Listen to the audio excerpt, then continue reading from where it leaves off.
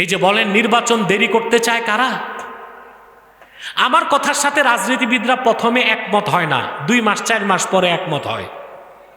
জায়গায় জায়গায় আগুন লাগতেছে, কথা বলো কেন? দ্বিতীয় হচ্ছে যারা একসাথে সবাই মিলে রাজপথে আন্দোলন করলো, এদের মধ্যে এখন ত্রিমুখী লড়াই চলছে, এটাও দেখতেছেন। এর মানে হচ্ছে নির্বাচনকে পিছানো। আর এই সব কিছুর পিছনে মাস্টার মাইন্ড হিসেবে কাজ করছে স্টেট ডিপার্টমেন্ট আমেরিকার। তাদের উদ্দেশ্য হচ্ছে বাংলাদেশকে একটি প্যারালাইজড স্টেটে পরিণত করা। এখানে সামরিক শাসন আসুক, তারপরে গৃহযুদ্ধ হোক, মুসলমান নিজেরা নিজেদেরকে মারবে কাটবে, এক সময় তারা এসে দেশটাকে কবজা করবে।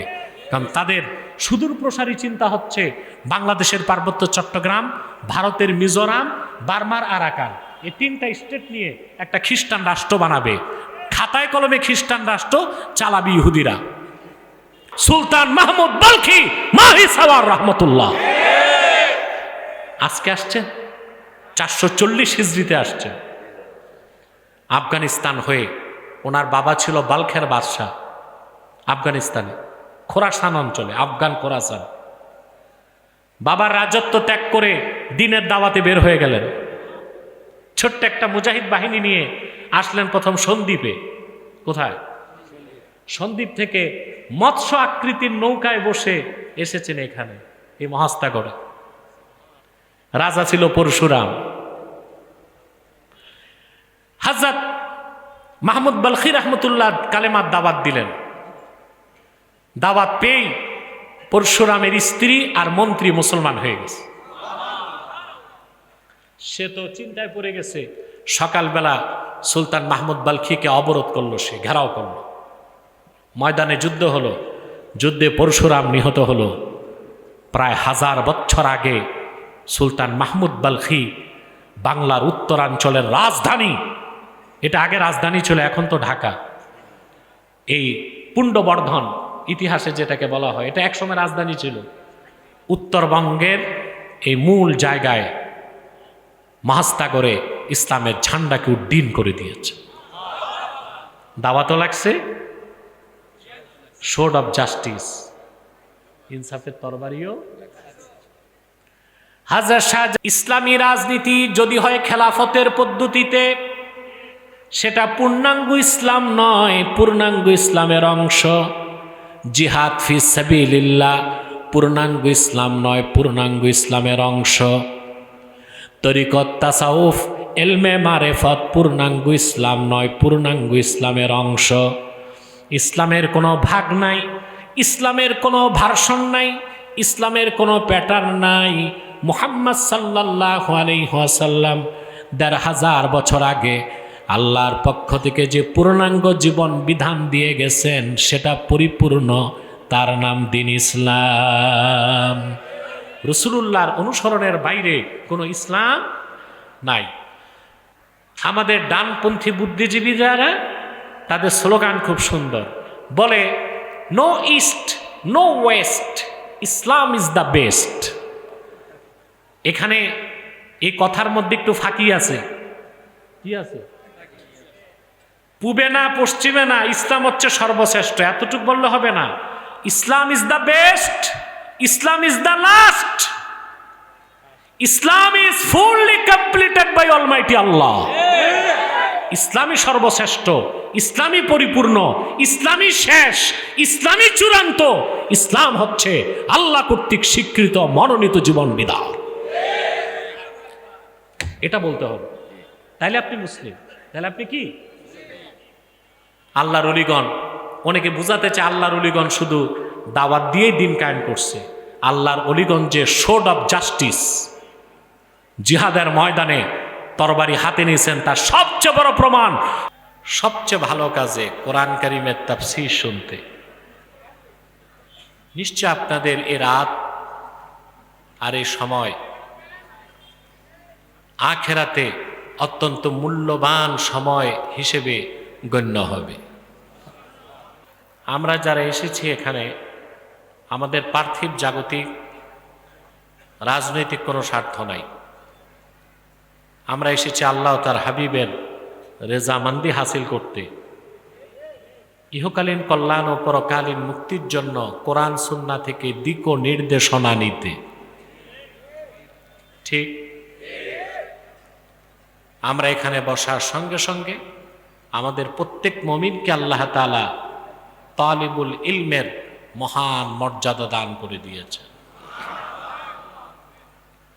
মুনাজাত পর্যন্ত রহমতের ফেরেশতারা আপনার জন্য দোয়া করতে থাকবে। একটু পরে আমরা যখন মুনাজাত করে উঠব, আমাদের দোয়া কবুল হলে জিন্দিগির গুনাহ মাফ হয়ে যাবে। এতে আমরা রাজি, খুশি। শয়তান বেজার। এখন শয়তানের একটা প্রজেক্ট আছে, মুনাজাতের আগে উঠানো যায় কিনা। আমরা কি শয়তানকে সফল হতে দিব? নেক নিয়ত করে শয়তানের নাপাক গালে একটি চপেটা ঘাত করতে চাই সবাই। আমরা নিয়ত করছি কিছুক্ষণ পরে আজকের মুনাজাত করে গুনাহ মাফ করে নিষ্পাপ বেহেশতে আল্লাহওয়ালা হয়ে বাড়ি যেতে চাই। কারা কারা হাত তুলে আল্লাহ তাআলাকে দেখা, হাত লম্বা করেন। সাল্লাল্লাহু আলাইহি আউযু বিল্লাহি মিনাশ শাইতানির রাজীম। বিসমিল্লাহির রাহমানির রাহিম। কুল ইন কুনতুম তুহিব্বুনাল্লাহা ফাত্তাবিউনি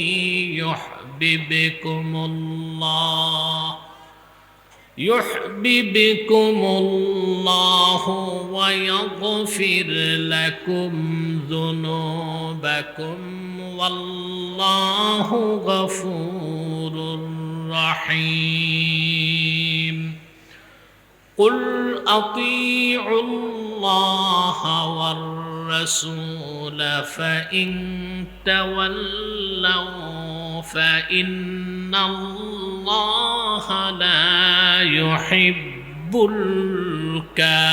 الكافرين। আল্লাহ তাআলা বলেন, কুল ইন কুনতুম তুহিব্বুনাল্লাহ। মুহাম্মদ সাল্লাল্লাহু আলাইহি ওয়াসাল্লাম, আপনি মানব জাতিকে বলুন, যদি তোমরা আল্লাহকে ভালোবেসে থাকো, আল্লাহকে ভালোবাসার দাবি করে থাকো, ফাত্তাবিউনি, আমার অনুসরণ করো। ইউহিব্বুকুমুল্লাহ, স্বয়ং আল্লাহ তোমাদেরকে তখন ভালোবাসবেন। ওয়া ইয়াগফির লাকুম যুনুবাকুম, তোমাদের জিন্দেগীর সমস্ত গুনাহগুলোকে আল্লাহ মাফ করে দিবেন। ওয়াল্লাহু গফুরুর রহিম, আল্লাহ পাক হচ্ছেন ক্ষমাশীল এবং দয়ালু।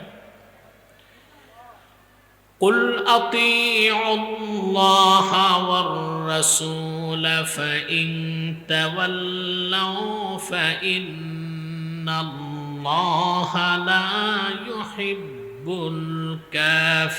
الكافرين। প্রিয় হাবিব, আপনি আরো বলে দিন, আল্লাহর আনুগত্য করো, তার রাসূলের আনুগত্য করো। যদি আল্লাহ তার রাসূলের আনুগত্য থেকে তারা মুখ ফিরিয়ে নেয়, ফাইন্নাল্লাহা লা ইউহিব্বুল কাফিরিন, নিশ্চিত তারা কাফের, আর আল্লাহ কাফেরদেরকে পছন্দ করেন না। 30 নম্বর আয়াতে আল্লাহ যে বার্তা দিলেন, 31 নম্বর আয়াতে কঠিন বার্তা দিলেন। আল্লাহ তাআলাকে প্রত্যেকটা মানুষই ভালোবাসে, ভালোবাসতে চায়, ঠিক না? ইসলাম ছাড়া অন্য যত ধর্ম আছে, বিকৃত, মিথ্যা আশ্রিত, কল্পিত, এই ধর্মের লোকগুলো সাধনা করে কিনা আল্লাহকে পাওয়ার জন্য। উদ্দেশ্য ভালো, পদ্ধতি খারাপ। উদ্দেশ্য ভালো, তরিকা খারাপ।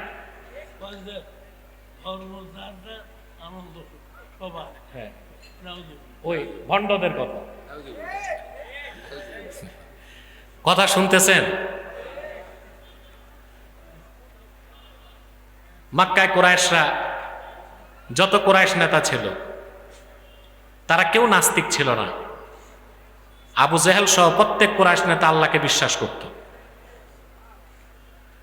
আল্লাহকে পাওয়ার জন্য ইবাদতও করত। তো অপরাধটা কি ছিল?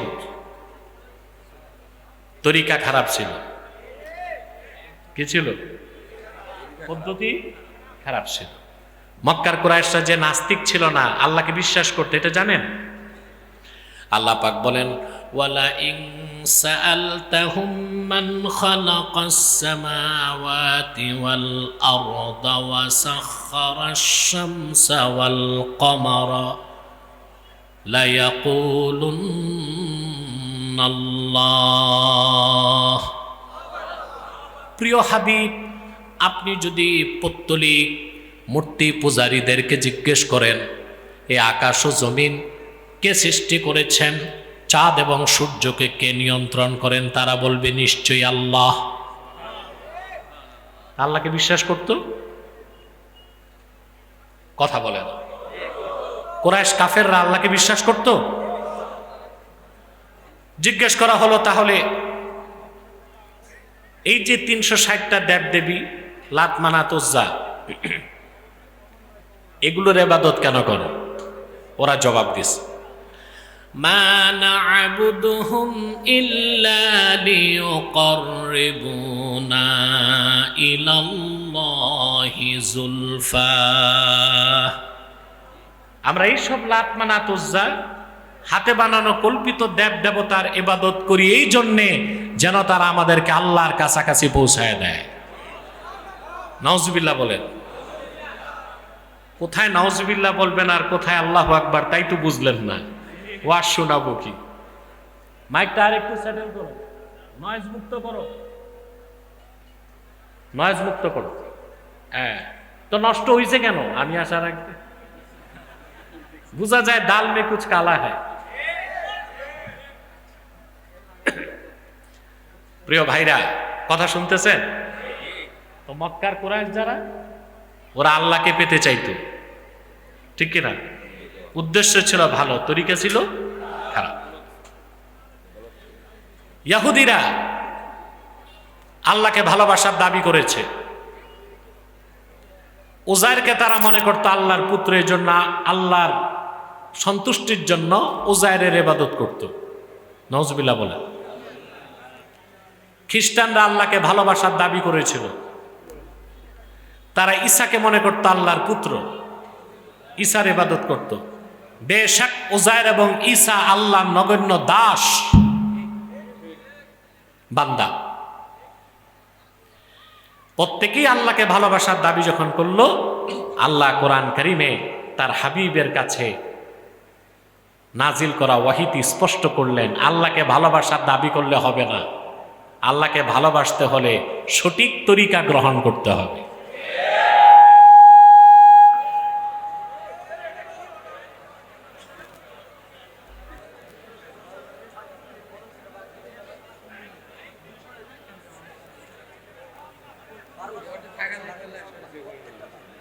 কি কারা? এরা কারা? মাইকম্যান ছাড়া সবাইকে সরাও এখান থেকে। মাইকম্যান ছাড়া কেউ এখানে থাকতে পারবে না, এখানেই চোর বসে আছে। সরাও এখান, মাইক নষ্ট করতে বসে।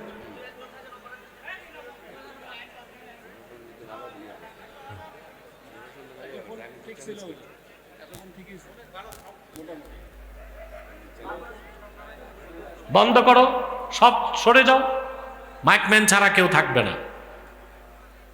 প্রিয় ভাইরা, তো প্রত্যেক জাতি গোষ্ঠী আল্লাহকে ভালোবাসার দাবি করেছিল, ঠিক না?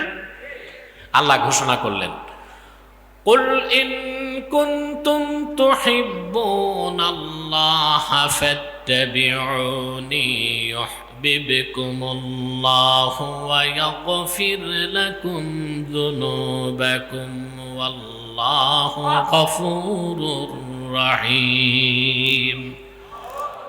আল্লাহ ঘোষণা করে দিলেন, প্রিয় হাবিব মুহাম্মদ সাল্লাল্লাহু আলাইহি ওয়াসাল্লাম, আপনি বলে দিন, যদি তোমরা আল্লাহকে ভালোবেসে থাকো, ভালোবাসার দাবি করে থাকো, ফাত্তাবিউনি, আমার অনুসরণ করো, কারণ আমার অনুসরণ ছাড়া, আমার তরিকা ছাড়া আল্লাহকে ভালোবাসার কোনো ব্যবস্থা নাই। রাসূলুল্লাহ সাল্লাল্লাহু আলাইহি ওয়াসাল্লামের ইত্তেবা, অনুসরণের বাইরে আল্লাহ পর্যন্ত পৌঁছার, আল্লাহকে পাওয়ার, আল্লাহর ভালোবাসা পাওয়ার আর কোনো ব্যবস্থা স্পষ্ট। যদি রাসূলুল্লাহ সাল্লাল্লাহু আলাইহি ওয়াসাল্লামের আনিত দ্বীন এবং শরীয়ত ও সুন্নতের বাইরে কেউ আল্লাহকে পেতে চায়, তার পরিণতি আল্লাহ বলে দিয়েছেন পরের আয়াতে।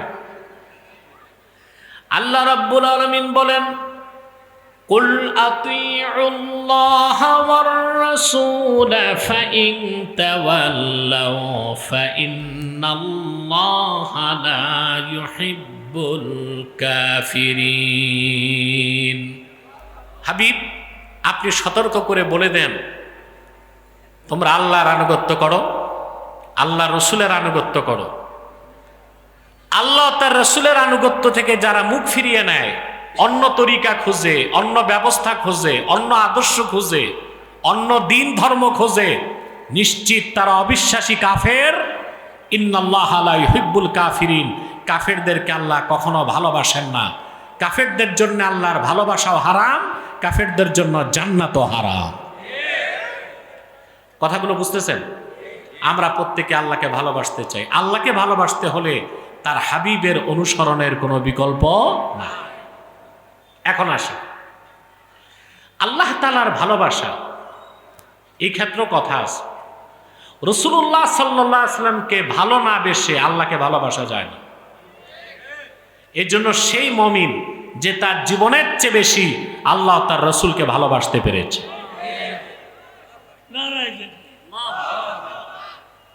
আল্লাহ তার রসুলকে যে জীবন থেকে বেশি ভালোবাসতে পেরেছে, সেই মুমিন যে জীবন থেকে বেশি আল্লাহ তার রসুলকে ভালোবাসতে পারে নাই, সে মুমিন দাবি করতে পারে মুমিন হতে পারে না।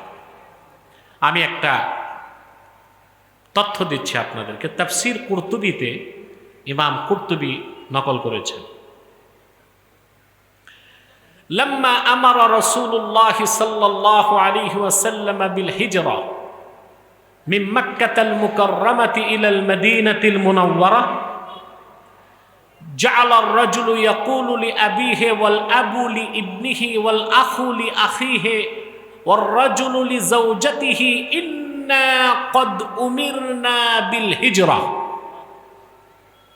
13 বছর মক্কায় দ্বীনের দাওয়াত দেওয়ার পর আল্লাহ রাসূল সাল্লাল্লাহু আলাইহি ওয়াসাল্লাম যখন হিজরতের আহ্বান করলেন। কিসের হিজরত? মানে মক্কা ছেড়ে চলে যেতে হবে মদিনাতুল মুনাওয়ারায়। বিষয়টা কত কঠিন ছিল চিন্তা করছেন? মক্কায় একই ঘরে বাপ ছিল মুমিন, ছেলে ছিল কাফের, বোন ছিল মুমিনা, আরেক বোন ছিল কাফের, স্বামী ছিল মুমিন, স্ত্রী ছিল কাফের, থাকতেন এক ঘরে এক বাসায়। কিন্তু হিজরতের হুকুম যখন হলো তখন পরীক্ষা শুরু হয়ে গেল। এখন তো সম্পর্ক ছিন্ন করতে হবে। কি করতে হবে? তো সাহাবায়ে কেরাম চিন্তা করতে লাগছেন, এতদিনের সম্পর্ক, রক্তের সম্পর্ক কিভাবে ছিন্ন করি? সহজ কথা তো না। আল্লাহ রাব্বুল আলামিন আয়াত নাজিল করে বললেন, ইয়া আইয়ুহাল্লাযীনা আমানু লা তাত্তাখিযু আবাআকুম ওয়া ইখওয়ানাকুম আউলিয়া ইন ইসতাহাব্বুল কুফরা আলাল ঈমান। আল্লাহ ঘোষণা করলেন, হে ঈমানদারগণ, তোমরা তোমাদের পিতাদেরকে, তোমাদের ভাইদেরকে আপন হিসেবে গ্রহণ করো না, যদি না তারা ঈমানের চেয়ে কুফরকে পছন্দ করে। যারা কাফের, মুমিনদের সাথে তাদের কোনো সম্পর্ক নাই, হোক বাপ ছেলে, হোক ভাই বোন, হোক স্বামী স্ত্রী। ঈমানের সুদৃঢ় প্রাচীর সত্য ও মিথ্যার মধ্যে পার্থক্য করে দিয়েছে।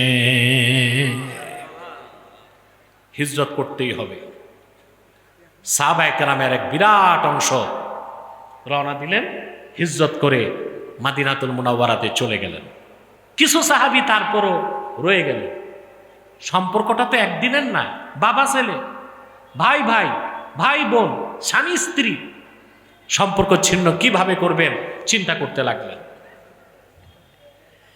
এবার আল্লাহর পক্ষ থেকে আবার হুকুম আসলো, কুল ইন কানা আবাউকুম ওয়া আবনাউকুম ওয়া ইখওয়ানুকুম ওয়া আজওয়াজুকুম ওয়া আশীরাতুকুম ওয়া আমওয়ালুন ইকতারাফতুমুহা ওয়া তিজারাতুন তাখশাউনা কাসাদাহা ওয়া মাসাকিনু তারদাউনাহা আহাব্বা ইলাইকুম মিনাল্লাহি ওয়া রাসূলিহি ওয়া জিহাদিন ফি সাবিলিহি ফাতারাব্বাসু হাত্তা ইয়াতিয়াল্লাহু বিআমরিহি ওয়াল্লাহু লা ইয়াহদিল কওমাল ফাসিকিন। আল্লাহর পক্ষ থেকে আবার সুস্পষ্ট নির্দেশনা চলে আসলো।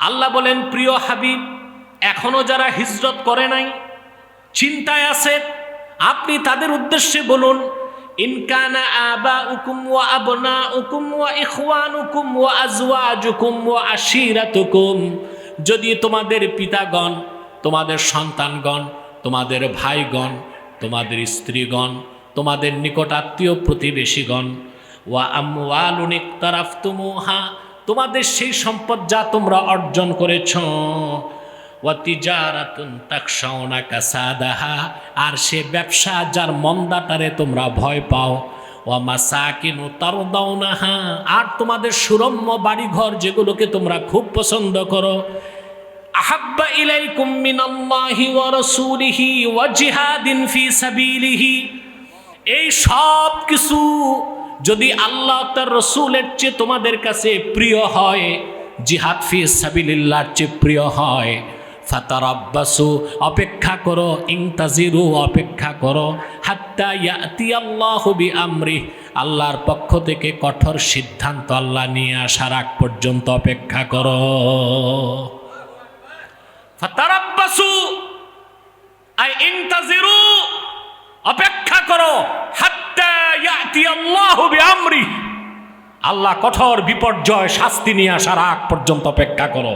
তার মানে আমি বলছি, আপনি গণনা করুন, পিতামাতা বলেন, সন্তান সন্ততি, ভাই বোন, স্ত্রী পরিজন, প্রতিবেশী, ব্যবসা, বাড়িঘর, এই সব কিছুর চেয়ে যতক্ষণ পর্যন্ত না আপনার জীবনের চেয়েও বেশি আল্লাহ তার রসুলের মহব্বত বেশি না হবে, ততক্ষণ পর্যন্ত আল্লাহ আপনাকে মমিন বলে স্বীকৃতি দিবেন না।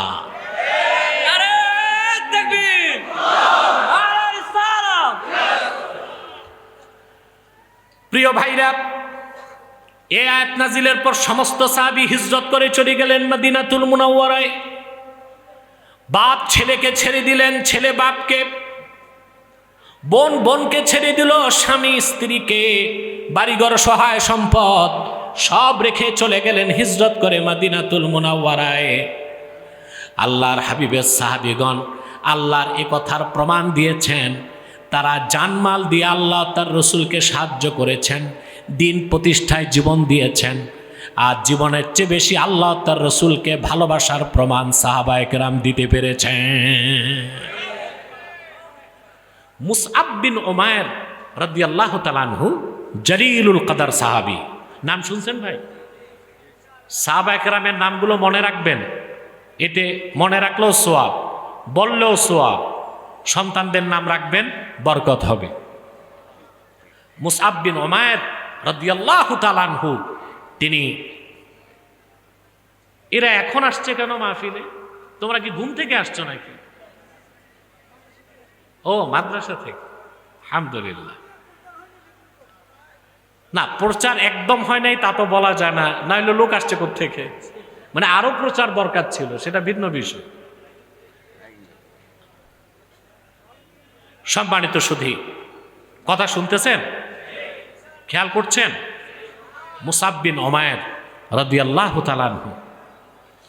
রেজাল শাস্ত্রবিদগণ লেখেন মক্কাতুল মুকাররমায় সবচেয়ে ধনী সাহাবীদের একজন ছিলেন মুসাব বিন উমাইর। সুবহানাল্লাহ। তারিখে এসেছে মক্কা মুকাররমায় 100 এমন ধনী ছিলেন যাদের প্রত্যেকের কাছে সর্বনিম্ন সম্পদ ছিল 1 লক্ষ স্বর্ণ মুদ্রা। ওই ধনীদের মধ্যে ধনাঢ্য মুসাব বিন উমাইর। প্রতিদিন 70 জন মেহমান নিয়ে তিনি পানাহার করতেন। সুবহানাল্লাহ বলবেন না? সোনা রূপার বাটি ঘটিতে মেহমানদেরকে আপ্যায়ন করতে দিতেন। মেহমানরা যখন চলে যেতেন সোনা রূপার বাটিগুলো তাদেরকে হাদিয়া হিসেবে উপহার করে দিতেন। এ লোকটি মুসলমান হয়ে গেলেন, হিজরত করলেন। বদর যুদ্ধে মুসআব বিন উমাইর যুদ্ধ করেছেন আল্লাহর হাবিবের পক্ষে, ইসলামের পক্ষে।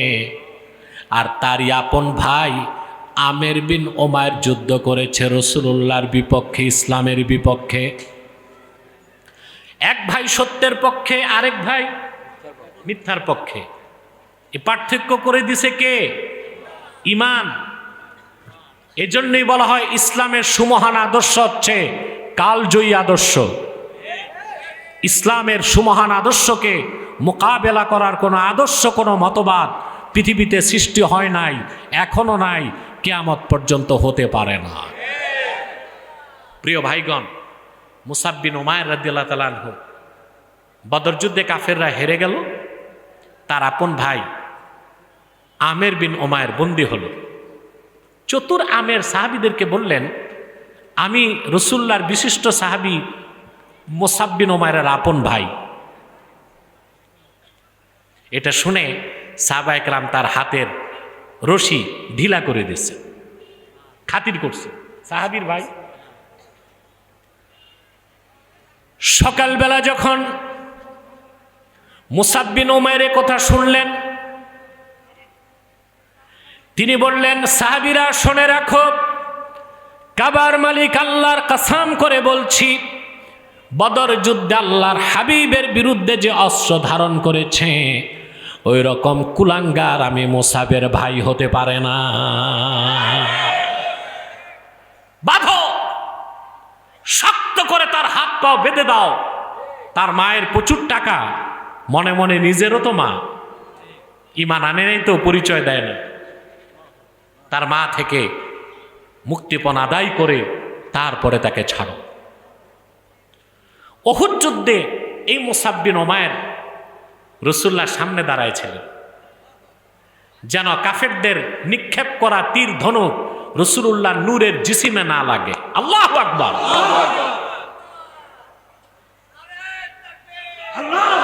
উহুদ যুদ্ধ যখন শেষ, উহুদ যুদ্ধে 70 জন সাহাবী শাহাদাত বরণ করেছেন। ওই 70 জনের একজন ছিলেন মুসাব বিন উমাইর, যে লোকটা আল্লাহ তার রাসূলের ভালোবাসায় বাপদাদার ধর্ম ছাড়লেন, ঈমান আনলেন, হিজরত করলেন, সম্পদ ছাড়লেন, বাপ ভাই বোন সব ছাড়লেন, নিঃস্ব অসহায় হয়ে হিজরত করে মদিনাতুল মুনাওয়ারায় এসে উহুদের ময়দানে নূর নবীর কদমের সামনে জীবনটাও কোরবান করে দিলেন। 70 জন সাহাবীর লাশ মুবারক সারিবদ্ধ করে রাখা। আল্লাহর হাবিব মুসআব বিন উমাইরের লাশের সামনে এসে দাঁড়ায় গেলেন, রক্তে মাখা দেহটা। রাসূলুল্লাহ বললেন, সাহাবীরা, এ হলো আমার মুসআব। ওয়ালাকাদ রাআইতুহু ওয়া আলাইহি বুরদান লা তুরাফু কিমাতুহুমা ওয়া ইন্না শিরাকানা আলাইহি মিন যাহাবিন।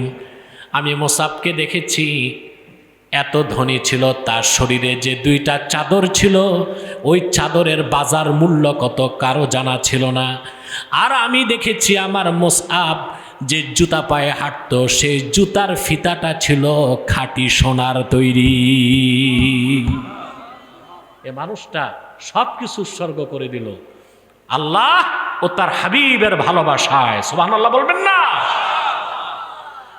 যতক্ষণ পর্যন্ত কোনো মানুষ আল্লাহ তার হাবিবের ভালোবাসা জীবনের চেয়ে বেশি হৃদয়ে লালন না করবে, ততক্ষণ পর্যন্ত সে নির্বেজাল মুখলেস খাঁটি মুমিন হবার দাবি করতে পারে না। প্রিয় ভাইরা, এবার সামনে বাড়তেছি। এখন আল্লাহকে কেউ ভালোবাসলো, রসুল্লাহকে ভালোবাসলো, এটার প্রমাণ কি? প্রশ্ন আসে না? কথা বলেন। আমি একটা হাদিস আপনাদেরকে শোনাচ্ছি সহিহ বুখারী থেকে। সহিহ আল বুখারীতে এসছে, আল্লাহর হাবিব সাল্লাল্লাহু আলাইহি ওয়াসাল্লাম ইরশাদ করেছেন, সালাসুন মান কুন্না ফীহি ওয়াজাদা হালাওয়াতাল ঈমান। তিনটি খাসলাত, তিনটি বৈশিষ্ট্য যেই উম্মতের মধ্যে একত্রিত হয়ে যাবে, ঈমানের মধুর স্বাদ সে পেয়ে যাবে। আল্লাহ তার রসুলকে জীবন থেকে বেশি ভালোবাসি, এই কথা যে বলবে, লোকটার কথা সঠিক তখনই গণ্য করা হবে, গ্রহণ করা হবে, যখন দেখা যাবে লোকটার কাছে দল বড় না, ঈমান বড়, ব্যবসা বড় না, ঈমান বড়, দেশ বড় না, ঈমান বড়, জীবন বড় না, ঈমান বড়, ইসলাম বড়।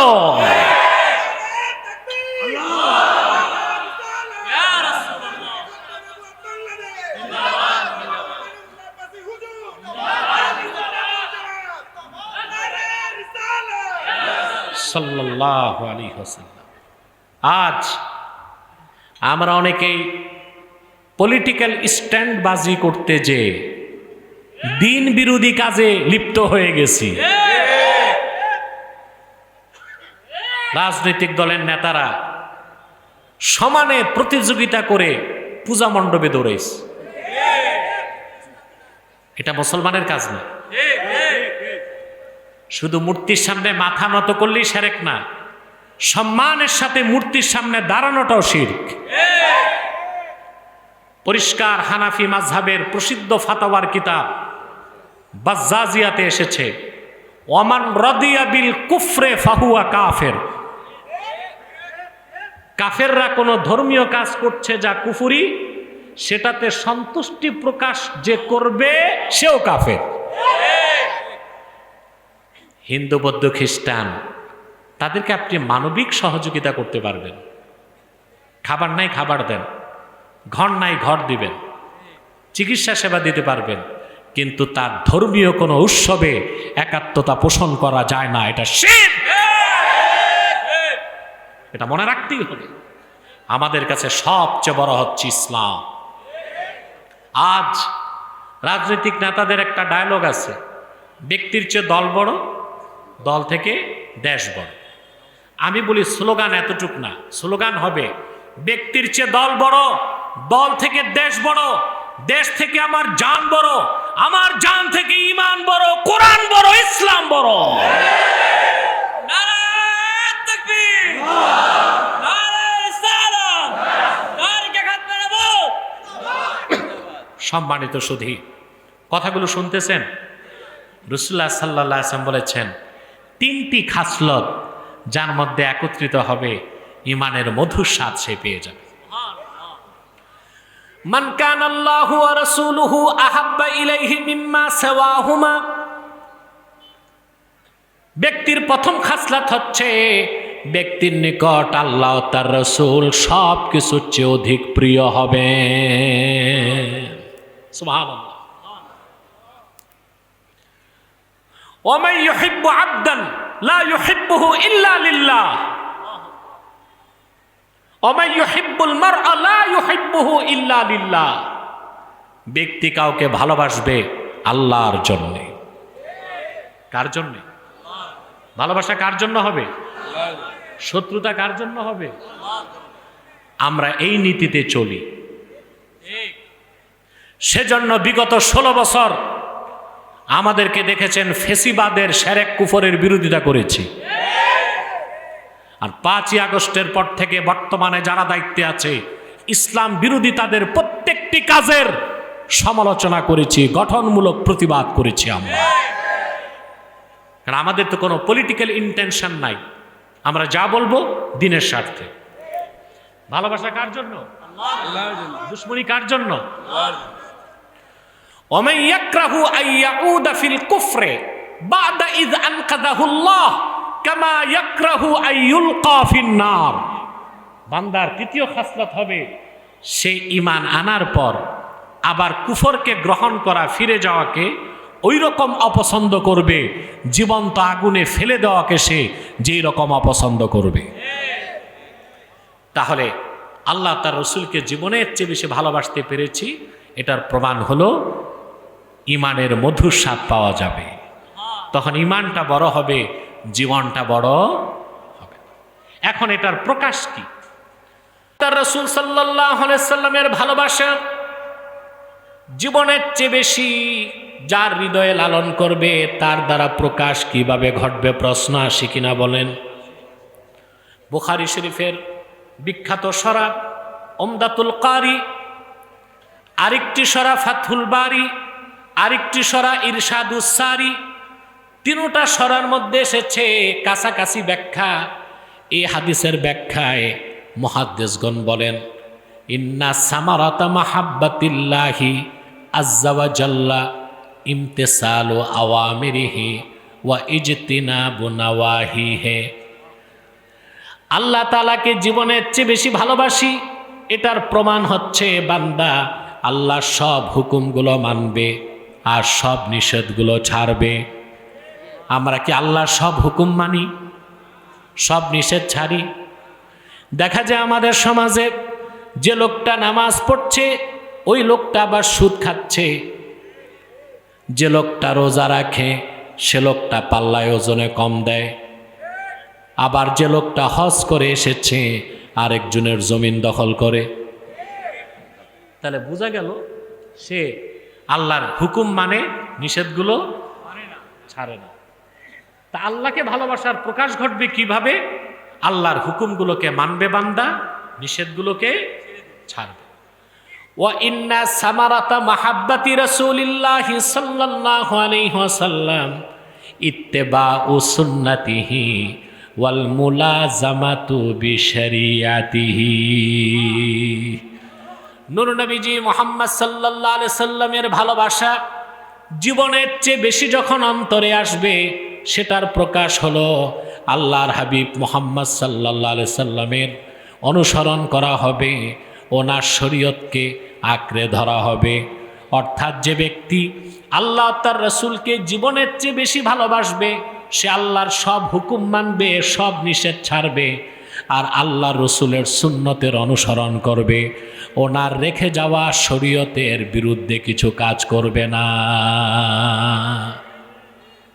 এই মানদণ্ডেই নির্ধারণ করতে হবে কে খাঁটি সুন্নি, কে খাঁটি আশিক। এই মানদণ্ডেই নির্ধারণ করতে হবে কে বেদাতি আর কে ভণ্ড, সুন্নি দাবিদার। এগুলো এই মানদণ্ডে আপনাকে নির্ধারণ করতে হবে, ঠিক কিনা বলেন? তাহলে এতক্ষণ আলোচনার মূল বিষয় হচ্ছে যদি আল্লাহকে ভালোবাসতে চাই, আল্লাহ রসুল মুহাম্মদ সাল্লাল্লাহু আলাইহি ওয়াসাল্লামকেও জীবনের চেয়ে বেশি ভালোবাসতে হবে। আল্লাহকে পেতে হলে আল্লাহর হাবিব মুহাম্মদ সাল্লাল্লাহু আলাইহি ওয়াসাল্লামের অনুসরণ করতে হবে। এখন প্রশ্ন হলো, আল্লাহর হাবিব মুহাম্মদ সাল্লাল্লাহু আলাইহি ওয়াসাল্লাম ১৫০০ বছর আগে দুনিয়ার থেকে বিদায় নিয়েছেন, ওনার অনুসরণ কেমন করে করব? প্রশ্ন আসে কিনা? এক কথায় জবাব হলো, আল্লাহর আখিরি নবী নূর নবীজি মুহাম্মদ সাল্লাল্লাহু আলাইহি ওয়াসাল্লাম ১৫০০ বছর আগে যে সুন্নাহ রেখে গেছেন, জীবনের সকল ক্ষেত্রে সেই সুন্নাতের অনুসরণটাই ইত্তেবায়ে রাসূল। এখন সুন্নত কি তাও তো আমরা বুঝি না। বুঝি আমরা সুন্নত বলতে বুঝি দাড়ি, টুপি, পাগড়ি, দস্তরখানে খাওয়া, মেসওয়াক করা, এই কয়েকটা বিষয়কে আমরা সুন্নত মনে করি। না, সুন্নত অর্থ ব্যাপক। রাসূলুল্লাহর ইত্তেবা বা অনুসরণের বাইরে কোনো মুক্তি নাই, নাজাত নাই, আল্লাহ পর্যন্ত পৌঁছার কোনো ব্যবস্থা নাই। এক কথায় রাসূলুল্লাহর অনুসরণটাই তো ইসলাম। রাসূলুল্লাহর ইত্তেবা বা অনুসরণের বাইরে কোনো শরীয়ত নাই, তরিকত নাই, হাকিকত নাই, মারেফত নাই, ইসলাম নাই। আছে যা মাইরের পথ।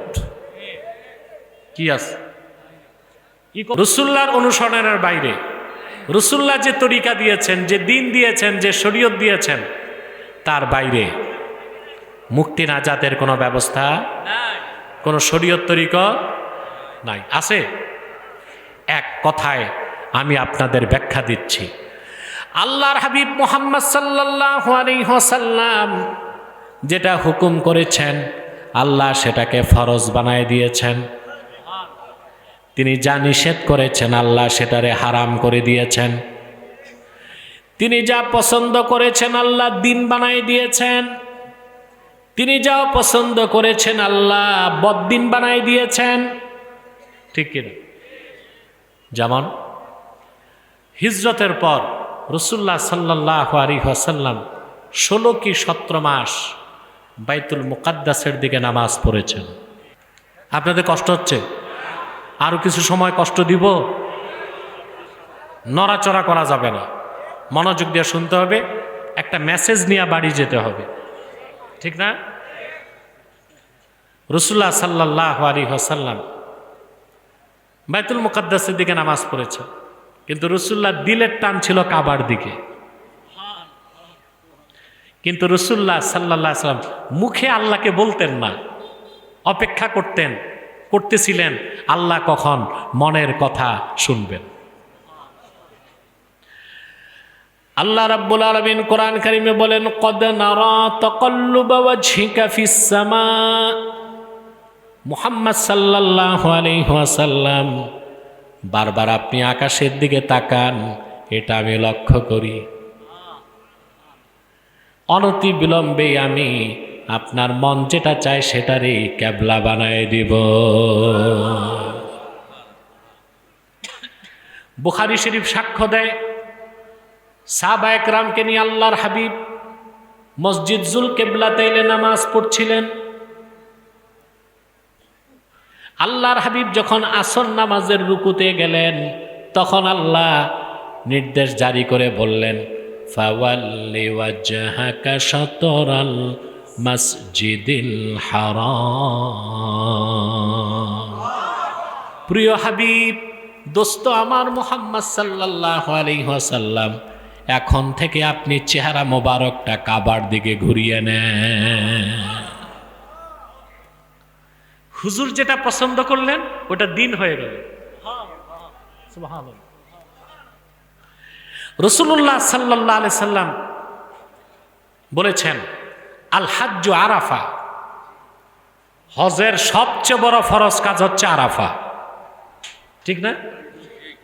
কোরআনে আল্লাহ বলেছেন, ওয়ালিল্লাহি আলান নাসি হিজ্জুল বাইতি মান ইসতাতাআ ইলাইহি সাবিলা। মানব জাতির মধ্যে যারা মুমিন তাদের জন্য কাবার হজকে আবশ্যক করা হয়েছে। বলুন তো ভাইরা, হজের দিন কোন দিন? 9 তারিখ, জিলহজের 9 তারিখ। একজন মানুষও কাবার চত্বরে থাকে না, সব চলে যায় আরাফার ময়দানে। কারণ রাসূলুল্লাহ বলেছেন, আল হাজ্জু আরাফা, হজের সবচেয়ে বড় ফরজ আরাফায় থাকা। আল্লাহ সেটাকেই সবচেয়ে বড় ফরজ বানায় দিছে। আল্লাহ রসুল যা হুকুম করছেন আল্লাহ ফরজ করে দিছেন, রাসূলুল্লাহ যা নিষেধ করছেন আল্লাহ হারাম করে দিছেন, রাসূলুল্লাহ যা পছন্দ করছেন আল্লাহ দিন বানায় দিছেন, রাসূলুল্লাহ যা পছন্দ করছেন আল্লাহ বদ্দিন বানায় দিছেন। রাসূলুল্লাহর অনুসরণটাই ইসলাম। ইহসান, ঈমান, শরিয়ত, তরিকত, হাকিকত, মারিফত, এর বাইরে কোনো ইসলাম নাই, ঈমান নাই, ভেদ নাই, মারিফত নাই, শরীয়ত নাই, কিচ্ছু নাই। যা আছে শিরক, কুফর, ভণ্ডামি।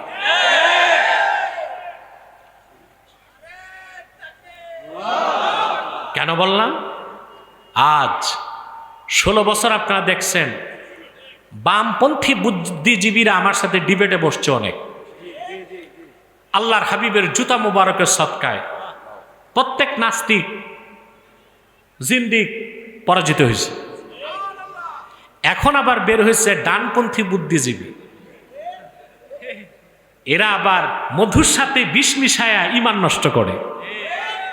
কিছু বুদ্ধিজীবী এখন বলতেছে আমরা সুফিবাদী ইসলামে বিশ্বাস। তো কি ইসলামের ভার্সন আছে? কথা বলো, প্যাটার্ন আছে? ইসলাম তো একটাই, রাসূলুল্লাহ যেটা দিয়ে গেছেন ওইটাই ইসলাম, ওর বাইরে কোনো ইসলাম। মানুষ যেটা বানায় সেটার ভার্সন হয়, প্যাটার্ন হয়। ইসলাম তো মানব রচিত কোনো ধর্ম নয়। আল্লাহর আখিরি নবী মুহাম্মদ সাল্লাল্লাহু আলাইহি সাল্লামের মাধ্যমে ১৫০০ বছর আগে ইসলামকে আল্লাহ পরিপূর্ণ করে দিয়েছেন। ইসলামের মূল সনদ হলো ৩০ পারা কোরআন। সেই ইসলামের কোনো ভার্সন নাই, কোনো প্যাটার্ন নাই। আছে? নাস্তিকরা বলে আমরা পলিটিক্যাল ইসলাম বিশ্বাস করি না, আমরা রেডিক্যাল ইসলাম চাই না, আমরা সুফিবাদী ইসলাম চাই। এখানে ভণ্ডামিটা কোথায় জানেন? পলিটিক্যাল ইসলাম চাই না বলে বলতে চায় ইসলামী রাজনীতি বাদ দিতে। রেডিক্যাল ইসলাম বলে কটাক্ষ করে জিহাদকে। আর সুফিবাদী ইসলাম মানে আমরা বসে বসে তসবিহ পড়ব, তারা খুশি, ঠিক আছে, এটাই সুফিবাদী ইসলাম। আপনারা তসবিহ নিয়ে থাকেন, দুনিয়াদারি আমরা দেখি। আচ্ছা, ভালো মানুষ, আল্লাহ আল্লাহ বুজুর্গ মানুষ যদি কোরআন সুন্নাত তরিকায় রাজনীতি করা ছেড়ে দেয়, রাষ্ট্রের প্রতি দৃষ্টি না দেয়, দুর্নীতি বাড়বে না কমবে? চুরি বাড়বে না কমবে? হত্যা রাহাজানি বাড়বে না কমবে? দেশ স্বাধীনের পর দুর্নীতিমুক্ত বাংলাদেশ গঠন করা সম্ভব হয় নাই। বর্তমানে আপনাদের ভাষায় বিপ্লব হয়েছে। এটা বিপ্লব না, এটা অভ্যুত্থান। আপনারা জানেন অভ্যুত্থান ও বিপ্লবে পার্থক্য কি? অভ্যুত্থান হচ্ছে একটি এক্সিস্টিং গভর্নমেন্ট, যে সরকার ক্ষমতায় আছে তাকে কোনোভাবে সরায়া নতুন পাওয়ার ক্ষমতায় বসানো, এটা অভ্যুত্থান। আর বিপ্লব হচ্ছে সরকারকেও সরানো, সিস্টেমকে পাল্টানো। আমাদের সিস্টেম পাল্টাইছে। চুরি হয় এখন বাংলাদেশে, দুর্নীতি হয়, সুদ ঘুষ আছে, হত্যা রাহাজানি আছে, ধর্ষণ জেনা ব্যভিচার আছে। সিস্টেম পাল্টাতে হবে। আর সেটা গণতন্ত্র, সমাজতন্ত্র, বহুত্ববাদ, সেকুলারিজম নয়। রাসূলুল্লাহ সাল্লাল্লাহু আলাইহি সাল্লাম ১৫০০ বছর আগে খোলাফায়ে রাশিদিনকে যে শিক্ষা দিয়ে গেছেন, সেই রাজনৈতিক আদর্শই পারে বাংলাদেশকে একটি সমৃদ্ধ, সুখী একটি ভূখণ্ডে পরিণত করে দিতে। এই বিশ্বাস আছে আমাদের। এই বিশ্বাস লালন করে মরে গেলেও সওয়াব পাবো। আজ বিশ্বাস লালন না করে সারাদিন নামাজ রোজা করি, মুমিন হিসেবে মৃত্যুর কোনো সম্ভাবনা থাকবে না। ইসলামী রাজনীতি যদি হয় খেলাফতের পদ্ধতিতে, সেটা পূর্ণাঙ্গ ইসলাম নয়, পূর্ণাঙ্গ ইসলামের অংশ। জিহাদ ফি সাবিলিল্লাহ পূর্ণাঙ্গ ইসলাম নয়, পূর্ণাঙ্গ ইসলামের অংশ। তরিকত, তাসাউফ, এলমে মারেফত পূর্ণাঙ্গ ইসলাম নয়, পূর্ণাঙ্গ ইসলামের অংশ। ইসলামের কোনো ভাগ নাই, ইসলামের কোনো ভার্সন নাই, ইসলামের কোনো প্যাটার্ন নাই।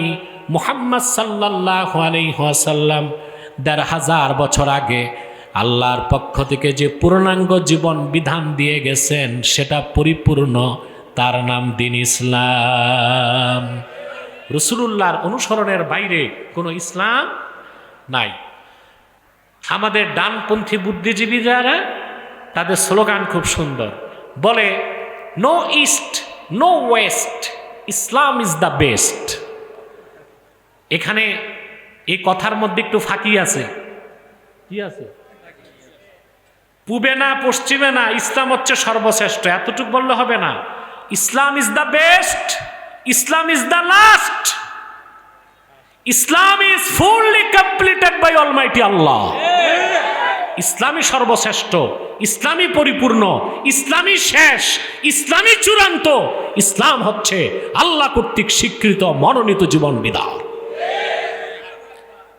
এটা বলতে হবে, তাহলে আপনি মুসলিম। তাহলে আপনি কি?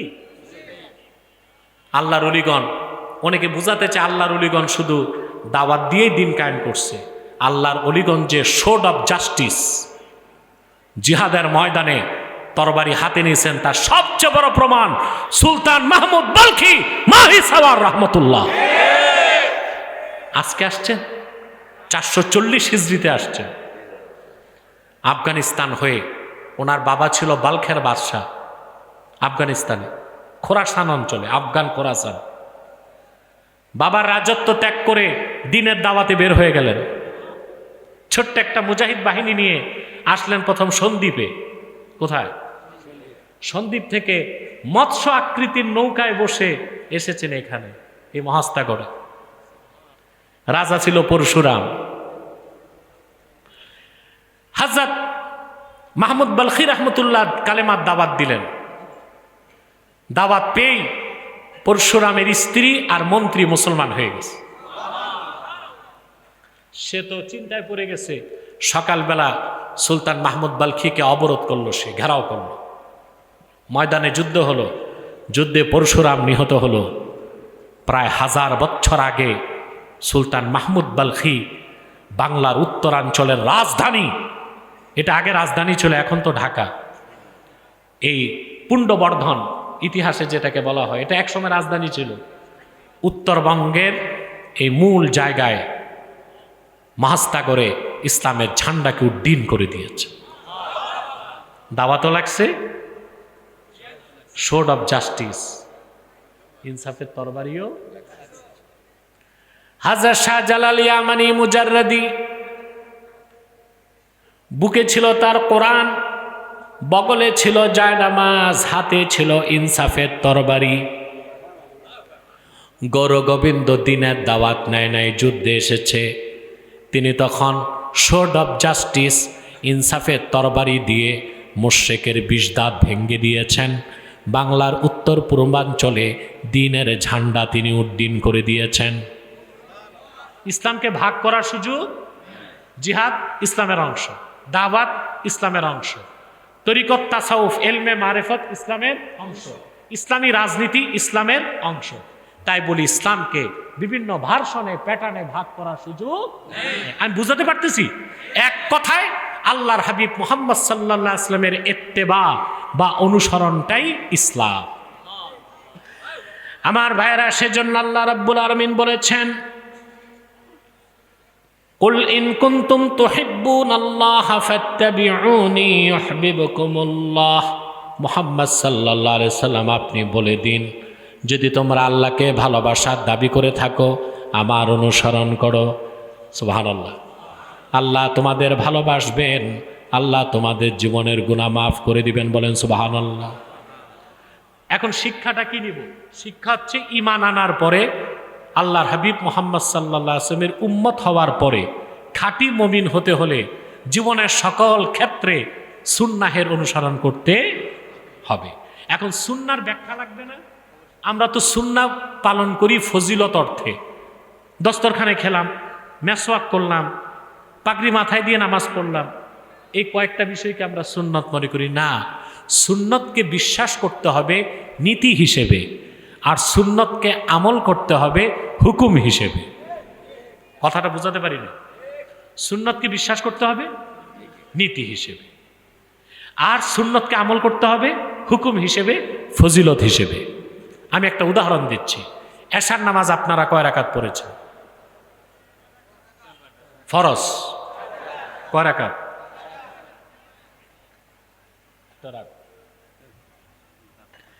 এশার নামাজ যে 4 রাকাত, এটা কোরআন শরীফে আছে। জোহর 4, আসর 4, মাগরিব 3, 5 ওয়াক্ত নামাজের কথা আছে, সংখ্যাগুলো নাই। সংখ্যাগুলো নীতি হিসেবে রাসূলুল্লাহ নির্ধারণ করে দিয়েছে। এখন যদি আপনি বলেন আমি কোরআন মানি, হাদিস মানি না, সুন্নাহ মানি না, আপনি কি মুসলমান থাকবেন? একটা ফেরকা বের হয়েছে বাংলাদেশে, আহলে কোরআন। কোরআন মানে, হাদিস মানে না। এই আহলে কোরআন দাবিদার, এরা আহলে কোরআন না, আহলে শয়তান। কারণ হাদিস বা সুন্নাত বাদ দিলে ইসলামের অস্তিত্ব। রাসূলুল্লাহ সাল্লাল্লাহু আলাইহি ওয়াসাল্লাম নির্ধারণ করে দিয়েছেন এশার নামাজ কয় রাকাত। এই যে নীতি হিসেবে এশার নামাজ 4 রাকাত, এটা সুন্নাত। নীতি হিসেবে 4 রাকাত এশার নামাজ সুন্নাত, হুকুম হিসেবে ফরজ। এরপরে আবার 2 রাকাত নামাজ পড়েন, নীতি হিসেবে সুন্নাত, হুকুম হিসেবেও সুন্নাত। তারপরে আবার 3 রাকাত ওয়েতর, কয় রাকাত? নীতি হিসেবে সুন্নাত, হুকুম হিসেবে ওয়াজিব। এরপরে আবার বসে 2 রাকাত নামাজ, বসে পড়াই সুন্নাত, হালকি নফল। ওই 2 রাকাত নীতি হিসেবে নফল, নীতি হিসেবে সুন্নাত, হুকুম হিসেবে নফল। সুবহানাল্লাহ বলে। আমি সুন্নাত বুঝাতে পারলাম তো? রাসূলুল্লাহ সাল্লাল্লাহু আলাইহি সাল্লাম 1500 বছর আগে যে নীতি, যে রীতি রেখে গেছেন সেটাই সুন্নাত। সেটা বিশ্বাস করাই আপনার, সেটার বিশ্বাসটাই হচ্ছে ঈমান।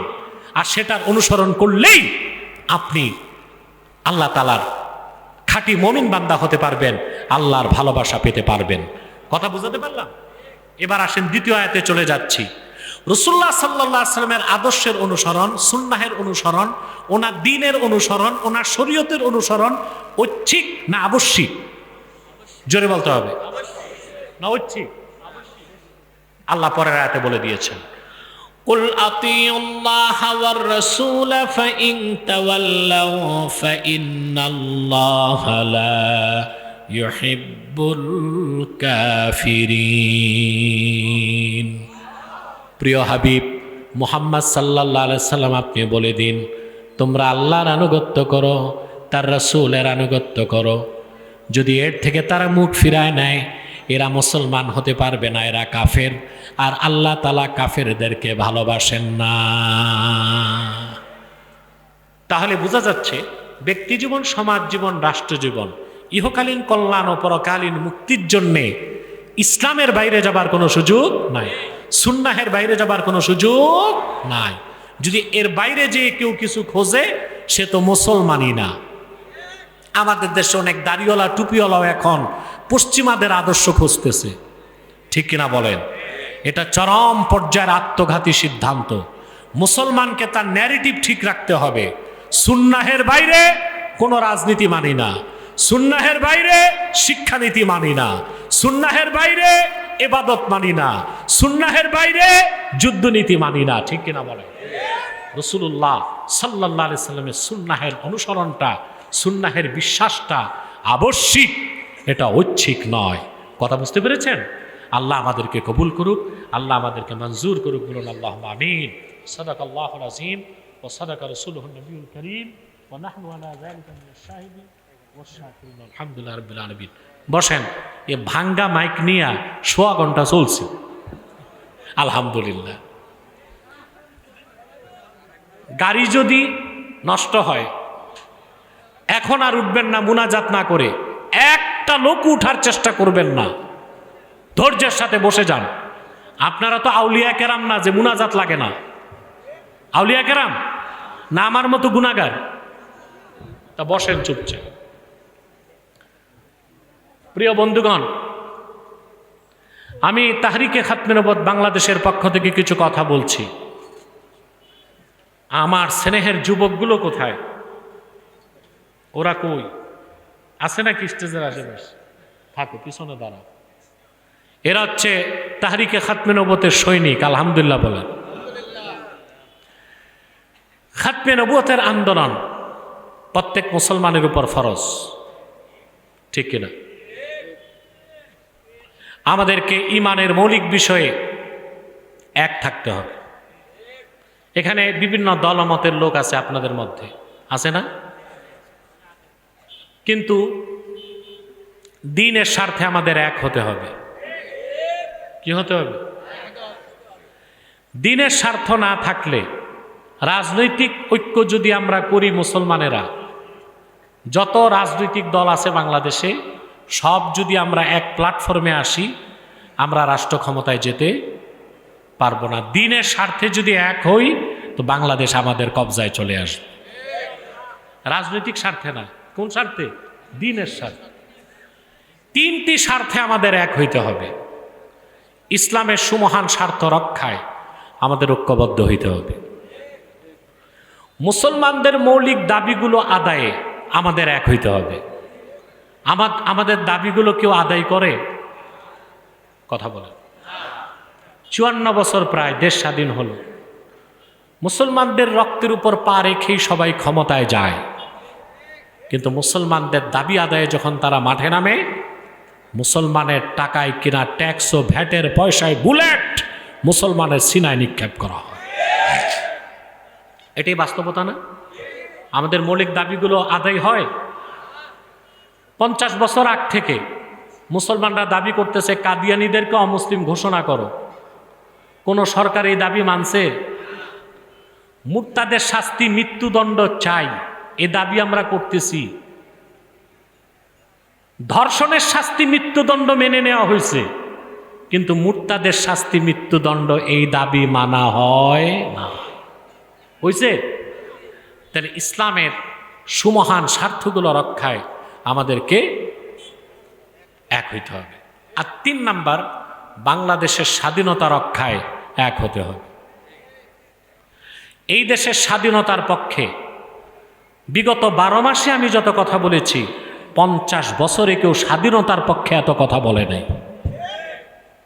তার কারণ হচ্ছে, আমি জানি দেশ যদি আমাদের না থাকে আমরা কেউ থাকতে পারবো না।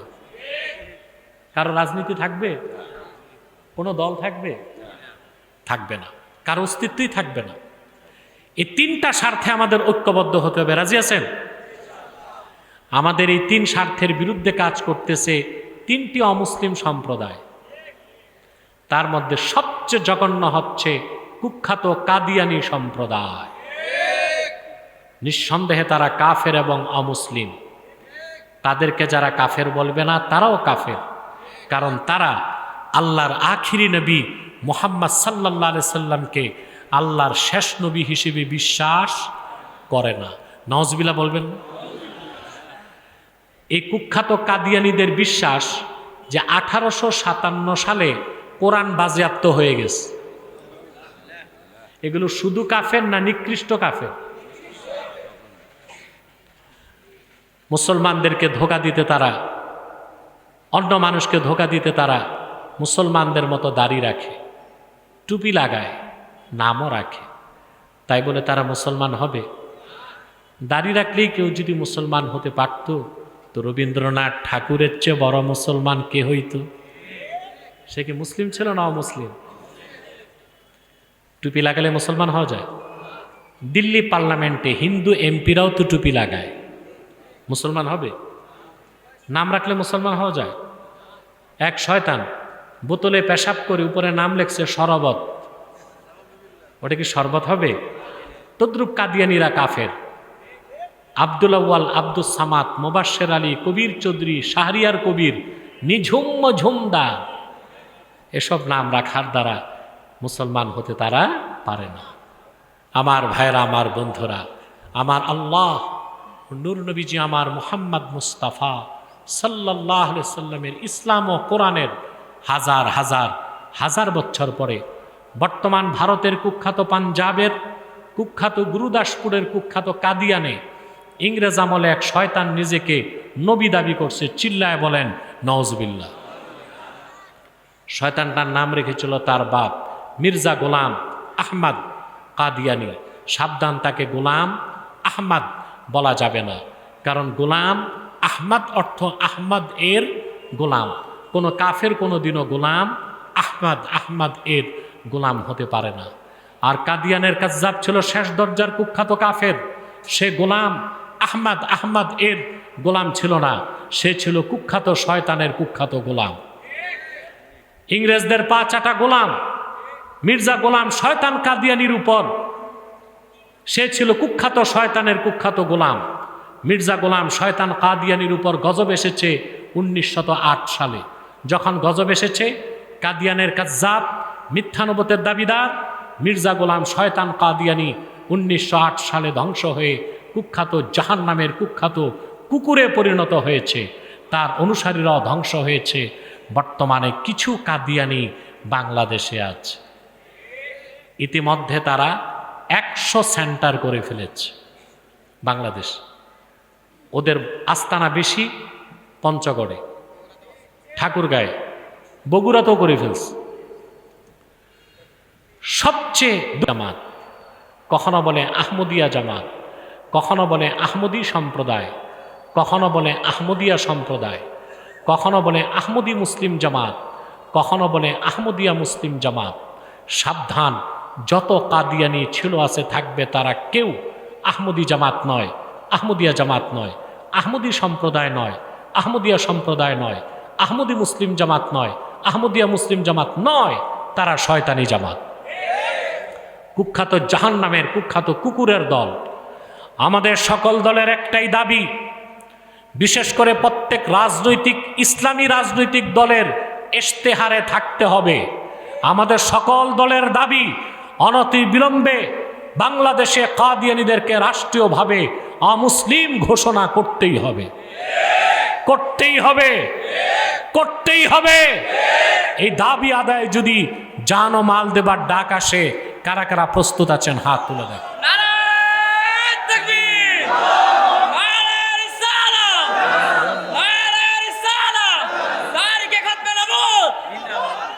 সম্মানিত সুধী, তাদেরকে অর্থনৈতিক সহযোগিতা করবেন না? করবেন? করেন? জি করেন।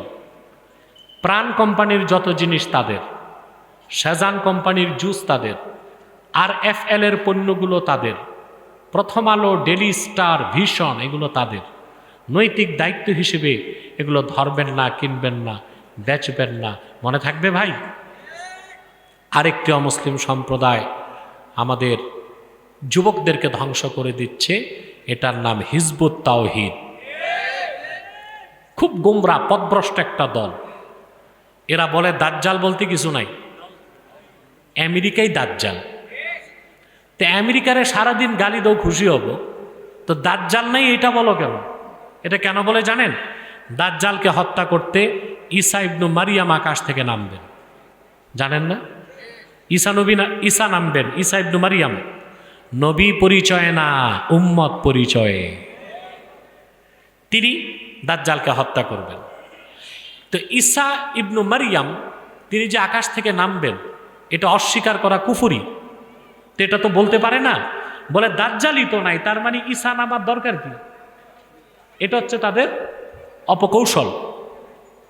তারপর তারা বলে নামাজ হচ্ছে ট্রেনিং, উজু থাকলেও হবে, উজু ছাড়াও হবে।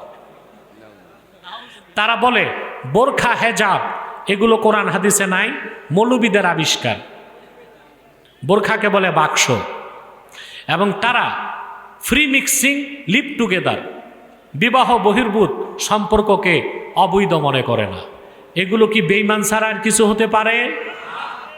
এই হিজবুত তাওহীদ আমাদের যুবকদেরকে ডেসপারেট করে দিচ্ছে, তাদের ব্যাপারে সাবধান থাকতে হবে। আরেকটা মুসলিম সম্প্রদায় আমাদের স্বাধীনতায় হাত দিতে চাচ্ছে, এটা হচ্ছে খ্রিস্টান মিশনারি। ইতিমধ্যেই তারা চাচ্ছে পার্বত্য চট্টগ্রামকে আলাদা করে একটা খ্রিস্টান রাষ্ট্র বানাবে। মেনে নিবেন? 16 বছর পাশের শত্রু রাষ্ট্রটি আমাদের ক্ষতি করার চেষ্টা করেছে। এদেশের সকল দলের মুসলমান ঐক্যবদ্ধ হয়ে রাজপথে নেমে ভারতীয় আধিপত্যবাদের মেরুদণ্ডকে ভেঙে দিয়েছে।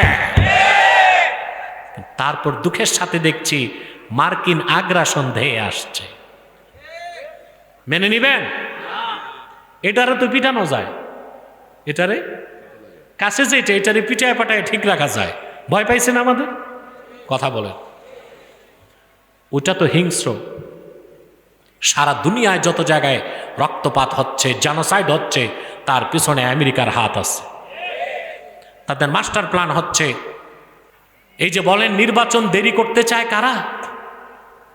আমার কথার সাথে রাজনীতিবিদরা প্রথমে একমত হয় না, 2 মাস 4 মাস পরে একমত হয়। জায়গায় জায়গায় আগুন লাগতেছে। কথা বলেন কেন? দ্বিতীয় হচ্ছে যারা একসাথে সবাই মিলে রাজপথে আন্দোলন করলো, এদের মধ্যে এখন ত্রিমুখী লড়াই চলছে। এটাও দেখতেছেন? এর মানে হচ্ছে নির্বাচনকে পিছানো। আর এই সব কিছুর পিছনে মাস্টার মাইন্ড হিসেবে কাজ করছে স্টেট ডিপার্টমেন্ট আমেরিকার।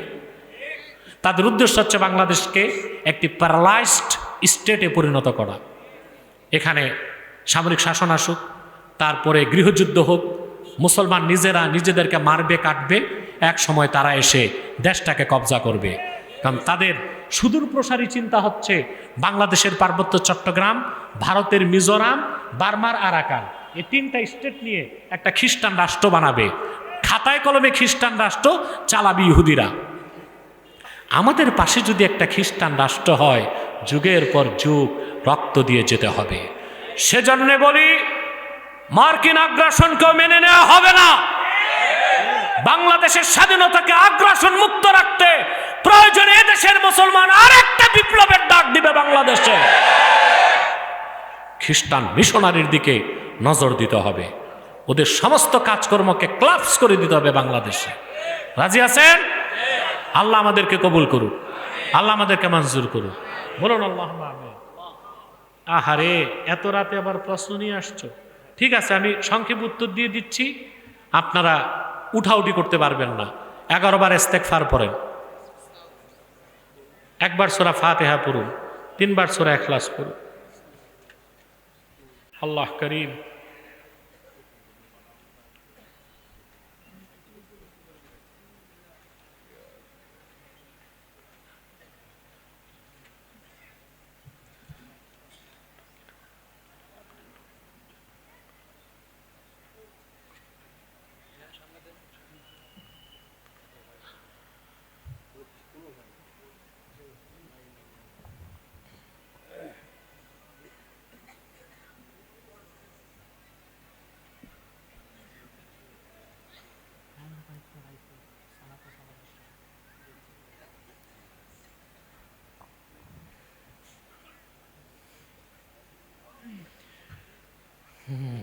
এক ভাই প্রশ্ন করেছেন, বিবাহে আপনাদের প্রশ্ন উত্তর লাগবে? বিবাহের কাবিননামা মূলে স্ত্রী যদি কাজী অফিসের মাধ্যমে স্বামীকে একতরফা তালাক দেয়, তাহলে তালাক প্রযোজ্য হবে কিনা? নারীদেরকে তালাক দেবার কোনো অধিকার দেওয়া হয় নাই। যদি বিবাহের সময় স্বামী স্ত্রীকে তালাক দেবার ক্ষমতা মিল্কিয়াত দিয়ে দেয়, শর্ত পাওয়া গেলে স্ত্রী তখন তালাক তার পক্ষ থেকে দিতে পারবে। সেটা ওয়াকিলের উপস্থিতিতে ফাসাখ, নিকাহের বিবাহ বিচ্ছেদ করতে হবে। স্বামীকে না জানায়া শর্তগুলো পাওয়া গেল না, সামান্য মনোমালিন্যের কারণে স্ত্রী তালাকনামা পাঠিয়ে দিলে সেটা তালাক বলে গণ্য হবে না।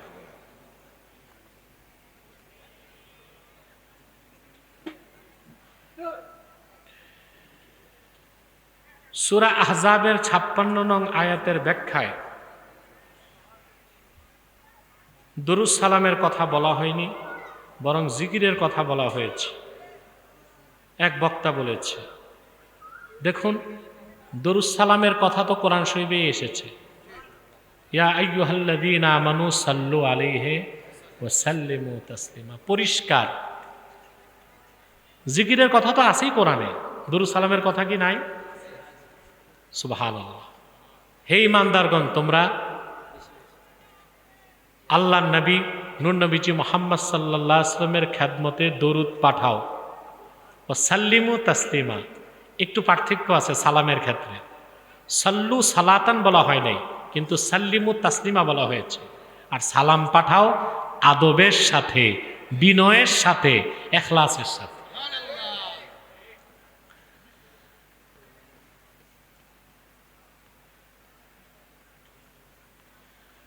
গতকাল এই মাহফিলের দ্বিতীয় বক্তা বলেছে, নবীজি সাল্লাল্লাহু আলাইহি সাল্লামকে নূরে মুজাসসাম বলা যাবে না। এই সম্পর্কে তার জ্ঞান নাই, পড়াশোনার অভাব আছে। আমি বলবো আরো পড়াশোনা করতে। নূরে মুজাসসাম বলা হয় কেন আল্লাহর হাবিবকে? আল্লাহর হাবিবের মাথার তালু থেকে পায়ের তালু পর্যন্ত পুরাটাই নূর ছিল। এটা তো অসংখ্য সহিহ হাদিস দিয়ে প্রমাণিত। যেমন একটা হাদিস শোনেন, বুখারী সহ 10 জন রওয়ায়াত করছেন। কয়জন? ওয়ানিল ইরবাজ ইবনে সারিয়াত রাদিয়াল্লাহু তাআলা আনহু আন্নাহু ক্বাল সামি'তু রাসূলুল্লাহ সাল্লাল্লাহু আলাইহি ওয়াসাল্লাম ইয়াকুল ইন্নী আবদুল্লাহি ওয়া খাতামুন নাবিয়্যিন ওয়া ইন্না আদামা লামুনজাদিলুন ফি তিনাতি। এরবাজ বিন সারিয়া বলেন, এটা পাবেন দালাইলুন নবুয়াত প্রথম খণ্ড ৭৬ পৃষ্ঠায়। এরবাজ বিন সারিয়া বলেন, আমি আল্লাহ রসুলের নূরের জবান থেকে নিজের 2 কানে শুনছি। তিনি বলেছেন, আমি মোহাম্মদ আল্লাহর বান্দা ও সর্বশেষ নবী তখন থেকে আদমের দেহ যখন ধুলায় গড়াগড়ি খাচ্ছিল। এই হাদিসেরই শেষ লাইনে এসেছে, ওয়া ইন্না উম্মা রাসূলিল্লাহি সাল্লাল্লাহু আলাইহি সাল্লাম রাআত হিনা ওয়াদাআতহু নূরান আদাআত লাহু কুসুরুশ শাম। আল্লাহর হাবিব নূর নবীজি মুহাম্মদ সাল্লাল্লাহু আলাইহি সাল্লাম যখন আম্মা জান মা আমেনার নূরময় রেহেম থেকে মক্কাতুল মুকাররমায় তাশরিফ নিয়ে এসেছেন, মা আমেনা স্বচক্ষে দেখেছেন একটা নূর বের হয়েছে, যে নূরের আলোতে শাম দেশের প্রাসাদগুলো উজ্জ্বল হয়ে গেছে। বুখারী শরীফের 2য় খণ্ডের হাদিস। আনাস বিন মালিক রাদিয়াল্লাহু তাআলা আনহু বলেন, আমি দেখি রাসূলুল্লাহ সাল্লাল্লাহু আলাইহি ওয়াসাল্লাম দোয়াতে হাত তুলেছেন, হাত্তা রাআইতু বায়াদা ইবতাইহি, আমি তখন দেখলাম রাসূলুল্লাহর 2 বগল থেকে নূর চমকাচ্ছে। শামাইল তিরমিজি 14 নম্বর হাদিস। সাহাবী বলেন, ইজা তাকাল্লামা রুইয়াকা নূর ইয়াখরুজু মিন বাইনি সানায়া।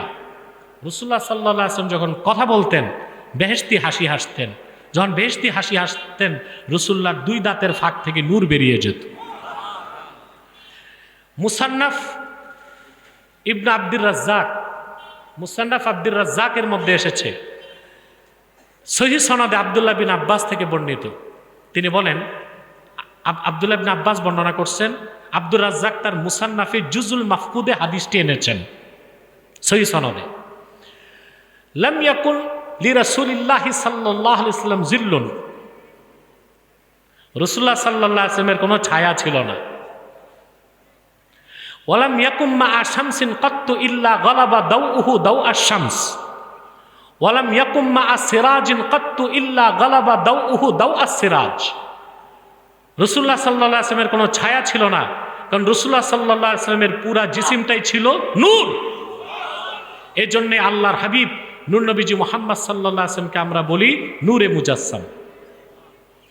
বাকি হাদিসে এসেছে, রাসূলুল্লাহ সাল্লাল্লাহু আলাইহি ওয়াসাল্লাম সূর্যের আলোতে দাঁড়ালে সূর্যের আলোর উপর রাসূলুল্লাহর জিসিমের নূর প্রভাব বিস্তার করত। প্রদীপের সামনে তিনি দাঁড়ালে প্রদীপের আলোর উপর রাসূলুল্লাহর নূর প্রভাব বিস্তার করত। তো বাবা, বক্তা হওয়া সহজ, পড়াশোনা তো করতে হবে। তবে আমরা আহলুস সুন্নাহ ওয়াল জামাত বলি যে আল্লাহর হাবিব নূর নবীজি মুহাম্মদ সাল্লাল্লাহু আলাইহি ওয়াসাল্লামের নূরকে আল্লাহ তাআলা সর্বপ্রথম সৃষ্টি করেছেন। আল্লাহর হাবিব মুহাম্মদ সাল্লাল্লাহু আলাইহি ওয়াসাল্লামের নূরকে আল্লাহ সৃষ্টি করেছেন আরশে আজিম সৃষ্টির আগে। এবং আল্লাহর হাবিবের নূরকে আমরা বলি খালকি নূর, খালেক হচ্ছেন আল্লাহ, জাতি নূর বলবো না, কারণ লাম ইয়ালিদ ওয়ালাম ইউলাদ ওয়ালাম ইয়াকুল লাহু কুফুয়ান আহাদ। সাফ আকীদা, এখানে কোনো এশকালের প্রশ্ন আসে না। এই ব্যাপারে জি জনপুর ফুরফুরার এটাই আকীদা। মাওলানা আশরাফ আলী থানভী রহমতুল্লাহর একটা কিতাব পড়বেন। আমি যে হাদিসগুলো রেওয়ায়েত করছি, হাদিসের এই কিতাবগুলো নাও পেতে পারেন, আর যদি ভালো আলেম হন পাবেন। আশরাফ আলী থানভী রহমতুল্লাহ একটা কিতাব লিখছেন, নাশরুত্তিব ফি যিকরিন নবিয়্যিল হাবিব সাল্লাল্লাহু আলাইহি ওয়াসাল্লাম। এখানে তিনি আল্লাহ রসুলের নূরের পক্ষে অনেকগুলো হাদিস আনছেন। থানভী সাহেবের লেখা। তো তিনি কি কম বড় আলেম ছিলেন নাকি? কথা বলেন, থানভী সাহেব কত বড় আলেম ছিলেন, তো কত বড় হাকিমুল উম্মাত বলা হয় তাকে। তো এই লোক কিতাবে লিখে গেছেন, তো আমাদের জনপুর ফুরফুরার আকিদার সাথে থানভী সাহেবের আকিদা মিলছে কিনা? কথা বলে না। তো বক্তা কি বললো এটা শুনবেন কেন? তারপরে ইমাম গাজ্জালি রহমতুল্লাহ, শেখ আব্দুল কাদের জিলানী রহমতুল্লাহ, তারা প্রত্যেকেই রাসূলুল্লাহ সাল্লাল্লাহু আলাইহি ওয়াসাল্লামের নূরের ব্যাপারে নিজ নিজ কিতাবে আলোচনা করে গেছেন। আল্লাহ আমাদেরকে হেদায়েত দান করুন। আরেকটা প্রশ্ন, কোন এক পীর বলেছে যারা ঈদে মিলাদুন্নবী সাল্লাল্লাহু আলাইহি ওয়াসাল্লামের র্যালিতে অংশগ্রহণ করবে না তারা বাতিল ৭২ ফেরকার অন্তর্ভুক্ত না। এটা ভুল বলছে এবং চরম বাড়াবাড়ির মূলক কথা বলছে। আমরা ঈদে মিলাদুন্নবী সাল্লাল্লাহু আলাইহি ওয়াসাল্লাম স্মরণে মাহফিল করি, কিন্তু র্যালি বা জুলুস বের করতেই হবে এরকম কোনো আবশ্যকতা নাই। সেটা শরীয়তের দৃষ্টিকোণ থেকে যেভাবে আপনি করবেন, শরীয়তের সীমার বাইরে না যে, সেটাই সওয়াব ও ইবাদত বলে গণ্য হবে। যেমন ঈদে মিলাদুন্নবী সাল্লাল্লাহু আলাইহি ওয়াসাল্লামের স্মরণে নামাজ পড়া, সদকা করা, ওয়াজ মাহফিল করা, সিরাতুন্নবী সাল্লাল্লাহু আলাইহি ওয়াসাল্লাম ব্যানারে বা মিলাদুন্নবী সাল্লাল্লাহু আলাইহি ওয়াসাল্লাম ব্যানারে, তারপরে ওয়াজ নসিহত করে শানে রিসালাতের আলোচনা করা, হামদনাত পড়া, তাবাররুক বিতরণ করে খাস মুনাজাত করা, এটা মাহফিলে ঈদে মিলাদুন নবী সাল্লাল্লাহু আলাইহি ওয়াসাল্লাম এভাবে পালন করবেন। আলা টপকার মুস্তাহাব বলে গণ্য হবে।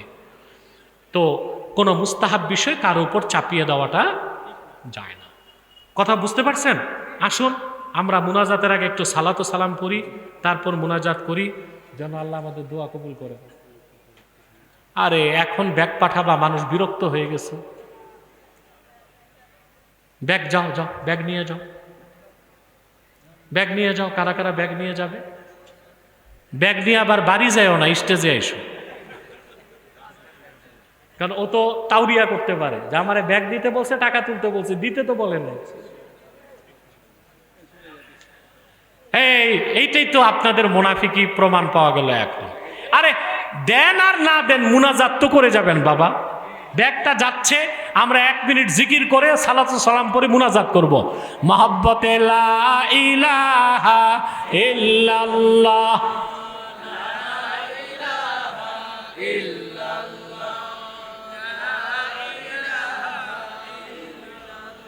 সুবহানাল্লাহ,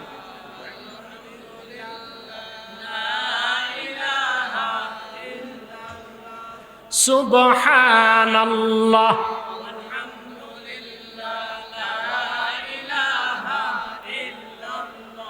হাসবি রব্বি জাল্লাল্লাহু মা ফি কলবি গায়রুল্লাহ, নূর মুহাম্মদ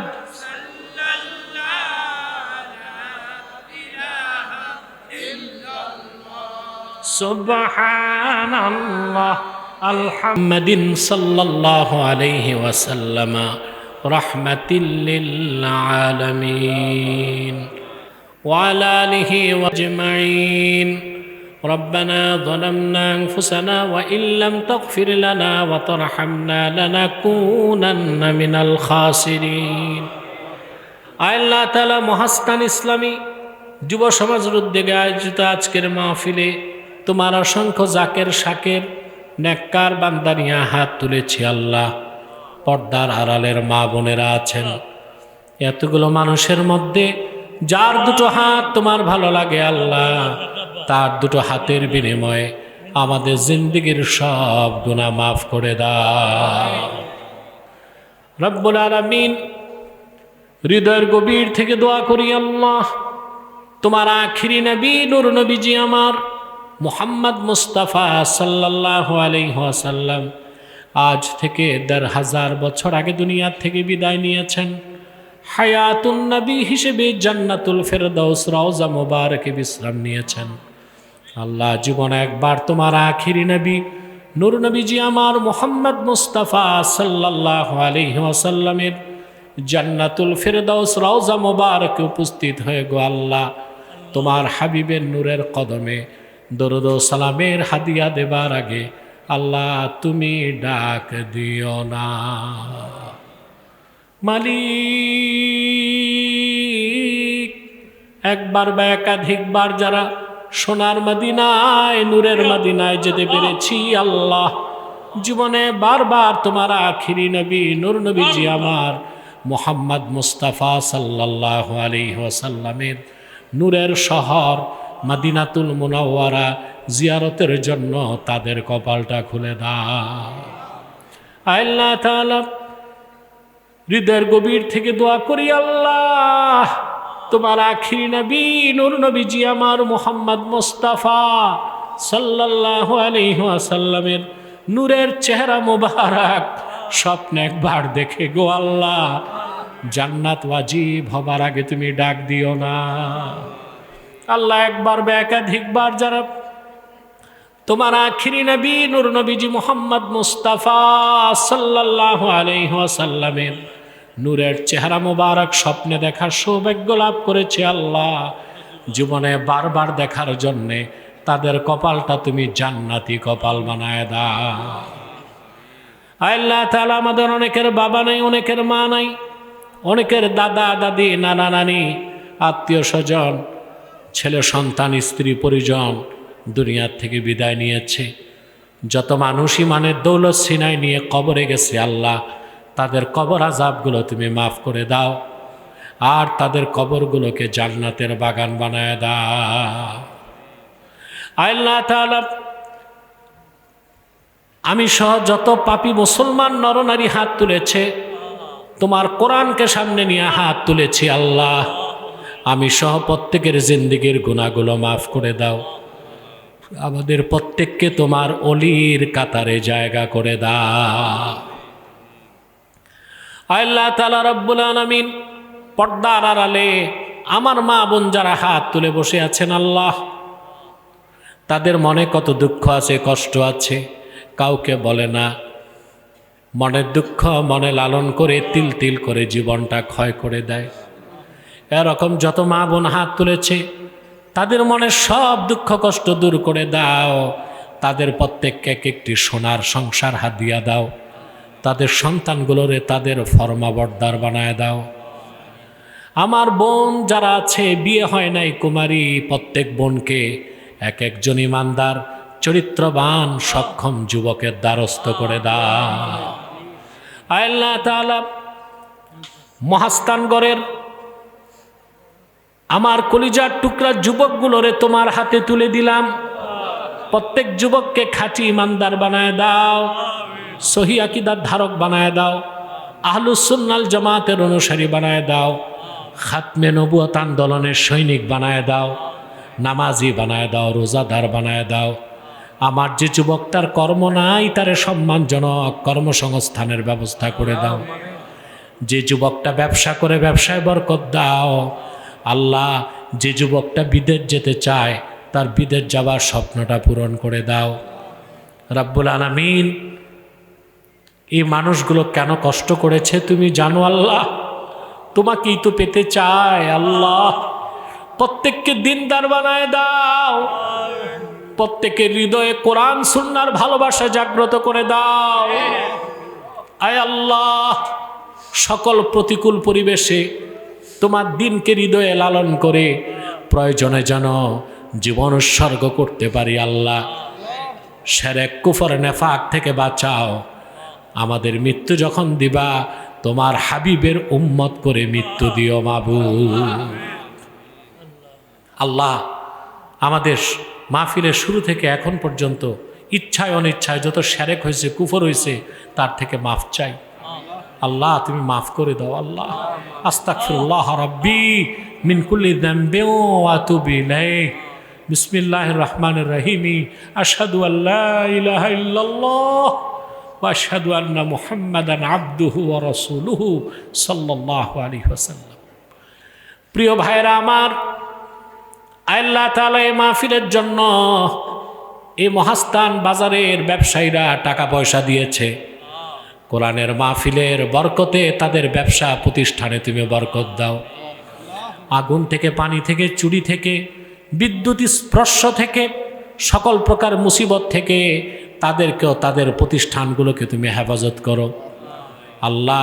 এই তোমার মকবুল ওলি হযরত সুলতান বলখি মাহি সওয়ার রহমতুল্লাহ 1000 বছর আগে এই বগুড়ার মাটিতে দিনের ঝান্ডা উড্ডীন করে গেছেন আল্লাহ। তার আশেপাশে যারা বসবাস করে প্রত্যেককে তুমি ইলমে শরীয়ত মারিফতের নেয়ামত দান করো। ভাইরা আমার, 1 মিনিট সময় ছেড়ে দিলাম, চক্ষুটা বন্ধ করুন, দিলটা নরম করুন, মাথাটা নত করুন। আল্লাহর আখিরি নবী নূর নবীজি আমার